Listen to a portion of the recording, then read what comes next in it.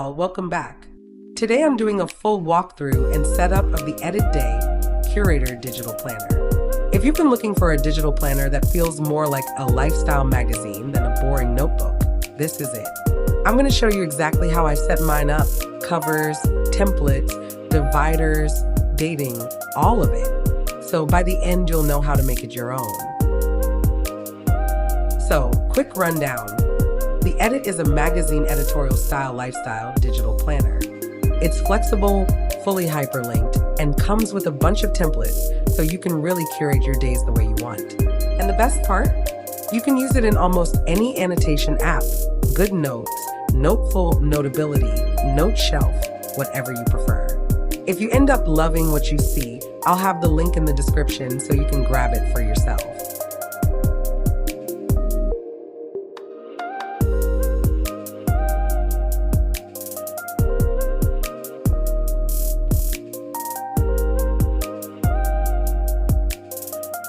Alright, let's jump in. When you open the Edit, this is your home page. From here, you've got quick links that take you straight to your dashboards, calendars, and templates. Super easy navigation.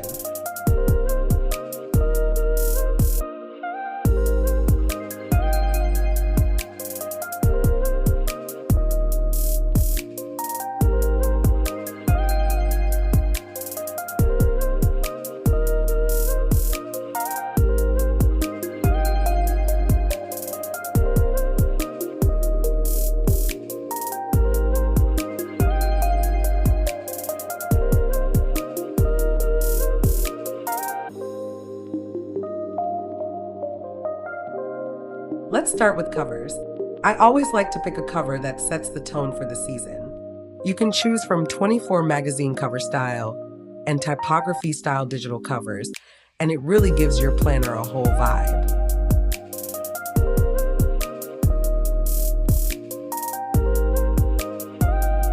Now let's move to the dividers. There's a dedicated dividers page that can be accessed from the home page. From the dividers, you can access each category for another method of easy navigation. You also have the option to set up your own custom dividers from the home page. You get 8 hyperlinked custom dividers to create your own notebooks and another level of organization. I like to set mine up by categories like morning pages, business brain dump, book journal. So I always know where to find things. You can make your custom dividers whatever you want to get extra organized. Next, let's look at templates. This is one of my favorite parts of the Edit because this is where you really get to shape the planner around your life. So you've got a range of templates built in, everything from work task trackers to home management pages to personal wellness layouts, even creative project spreads. Think of it like building blocks. You can grab whatever you need and skip what you don't. Let's say you're using this for work. You might want to pull in a task tracker and a Cornell Notes page. Then put them right behind your work divider. Or if you're focusing on wellness, maybe you'll copy the fitness tracker and meal planner templates into their own little section. Copying and pasting them is super simple. You just duplicate the page in your app and drag it where you want it. Or you can copy the page and paste it to paste you want it to go behind. That way, you can create as many versions as you need. For example, I like to keep a few extra blank note templates stashed in the back. So whenever I need to brain dump, it's already set up for me. What I love is that it's flexible. Some weeks I'm in work mode, other weeks I need more home or personal focus, and the templates let me switch it up without messing up the whole system. You're basically curating your planner like a lifestyle magazine spread, tailored to whatever's happening in your life right now. Okay, now let's talk about something that really takes this planner up a notch, the calendar integrations. Because as much as I love digital planning, sometimes you still need those quick connections to your Apple or Google Calendar. So if you're an Apple Calendar user, I've included instructions for installing the shortcut. Once you've got that shortcut set up, all you have to do is tap the little Apple icon in the top right corner. From there, you can add an event or a reminder straight into your Apple Calendar without leaving your planner. It keeps everything synced up and super easy.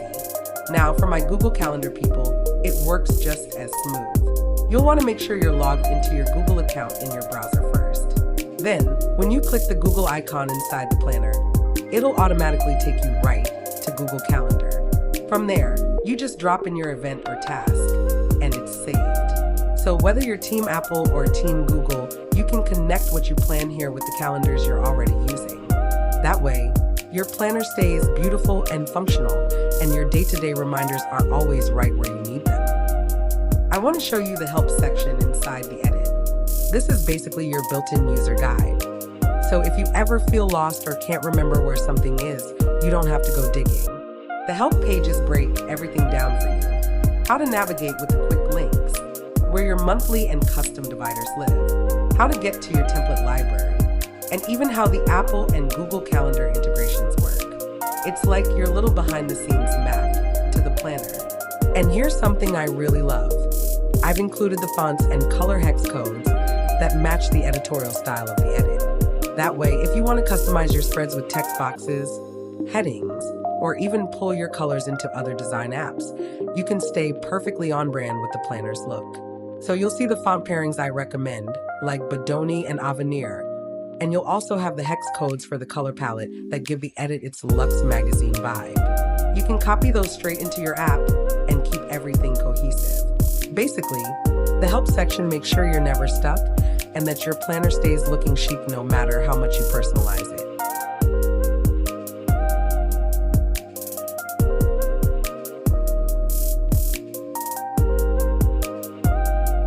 Alright, let's walk through how I turned the Edit into a 16-month planner. I didn't want to wait until January to start fresh, so I went ahead and added September and October 2025 right at the front. Here's exactly how I did it. 1. From the monthly section, I tapped on the September dashboard, selected the page, and hit copy. 2. Then, I went to the front of the planner, right before January, and pasted it. 3. I did the same thing with the September calendar and layouts, so everything is grouped together in one flow. 4. Once I had the month set up, I went back to the home page and updated the quick links. So now when I tap on September or October, it takes me directly to those new sections. The cool part is, you can totally curate your own planner flow. For me, I also like to copy in some of my favorite templates, so each month has exactly what I need in that season of life. And that's it, super simple. Now, instead of a 12-month planner, I've got a full 16 months of use in one place, starting right now, without waiting for the new year.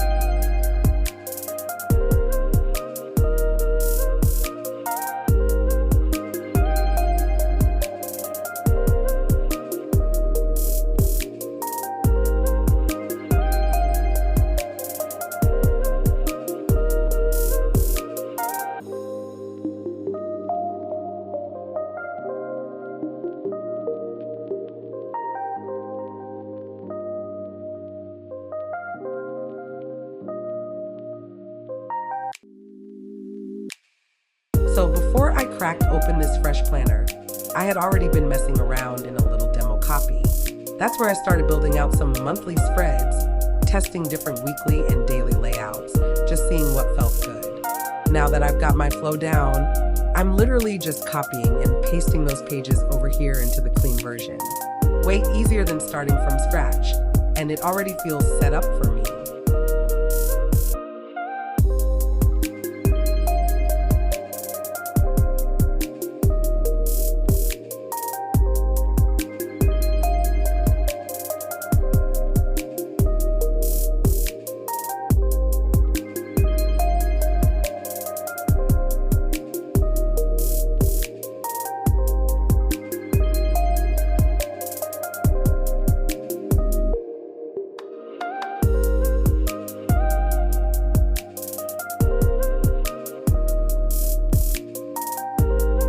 Alright, now let's talk about dating these calendars because I know this part can get a little tedious if you're doing it one box at a time. Here's the little trick I use. I'll start by dating just the first calendar in the exact font and size I want. Then I grab the lasso tool, make sure text boxes are selected, and highlight all those dates. Once they're all selected, I save them as a sticker. Now when I move on to the next calendar, I just pull in that sticker, drop it right on top, and line it up under the correct days. Boom, most of the work is done. For the leftover dates that don't line up, I just use the lasso tool again, grab them, and move them into the right spots so everything runs consecutively. It's such a time saver. And honestly, it makes dating a year at a glance and the monthly spreads so much quicker. Once you set it up once, you don't have to keep redoing it. You just copy, paste, and adjust.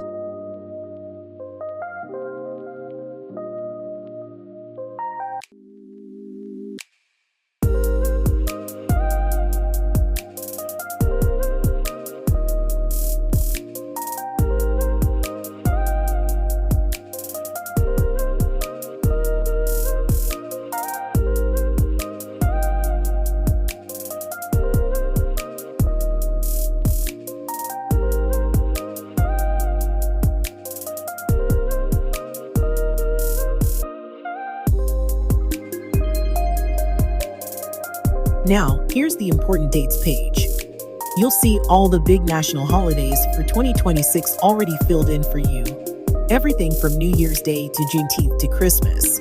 I love this because it's one less thing you have to think about when you're setting up your year. But right underneath, you'll notice this section called My Holidays.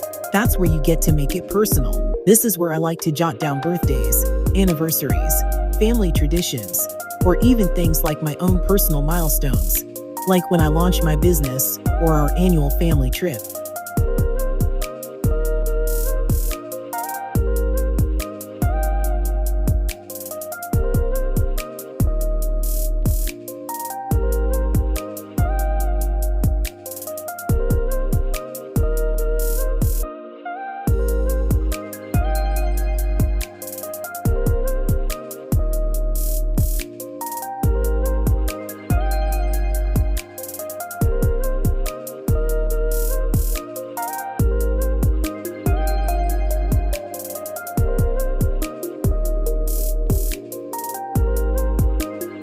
Don't forget the About Me page. This one's fun because it's like your personal little spread inside the planner.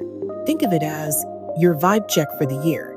You've got space here to drop in a favorite picture of yourself, or even a mood board image that represents the energy you're on right now. There's room for your routines, maybe your morning flow, your self-care non-negotiables, or even your go-to playlists. You can also use this section for your details, your word of the year, your intentions, or that one quote you want to keep front and center. I love that it's not just about planning tasks, it's about curating a lifestyle. So whenever you flip back to this page, it feels like a reminder of who you are and how you want to show up. After I dated the October monthly page using that little shortcut method I showed you earlier, I just went ahead and dropped in some basic events. Nothing too fancy yet, just the essentials. I'm not decorating it right now because I want to keep it clean for this walkthrough, but if you want to see how I actually style and decorate my spreads, definitely check out my Instagram. I share a lot of that over there. It's at Modish Planner Studio on Instagram.